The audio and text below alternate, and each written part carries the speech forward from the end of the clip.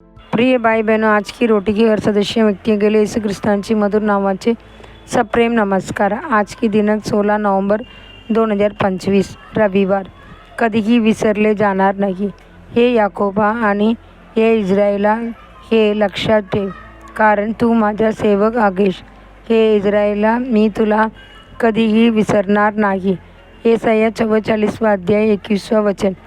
बऱ्याचदा देवा परमेश्वर आपल्याशी बोलतो तेव्हा तो म्हणतो, विसरू नकोस, या गोष्टी लक्षात ठेव, आणि त्याच वेळी तो आपल्याला प्रेमळ आश्वासन देतो, मी तुला कधीही विसरणार नाही। परमेश्वर म्हणतो, मी तुला निर्माण केले, तुला आकार दिला, तुला शोधले, मी तुला माझे खांद्यावर वाहिले, त्या खांद्यावर ज्याने क्रूस उचलला, मी तुला माझ्या स्वतःची रक्ताने विकत घेतले। तू माझे लेकरू आहेस, माझा सेवक आहेस, मी तुला कधीही विसरणार नाही। त्याने यिर्मयाला सांगितले, मी तुला गर्भात तयार होण्यापूर्वीच ओळखले। यिर्मया 1 अध्याय 5 वचन।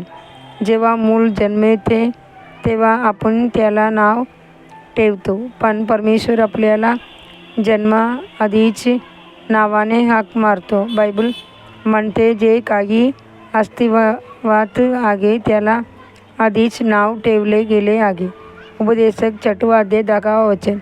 योहान बप्तिस्मा देणारा जन्मापूर्वीच देवाने त्याच्या वडिलांना देवदूताद्वारे सांगितले, तुझी पत्नी एलिझाबेथ तुला पुत्राला जन्म देईल, आणि तू त्याचे नाव योहान ठेव। लूक 1 अध्याय 13 वचन। कारण त्याने आपल्याला निर्माण केले, शोधले आणि आपले रक्त देऊन विकत घेतले, म्हणून तो आपल्याला कधीही विसरू शकत नाही।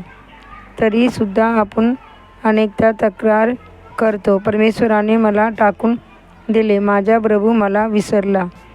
पण परमेश्वर उत्तर देतो, कोणती स्त्री तिच्या दूध पिणाऱ्या बालकाला विसरू शकेल काय?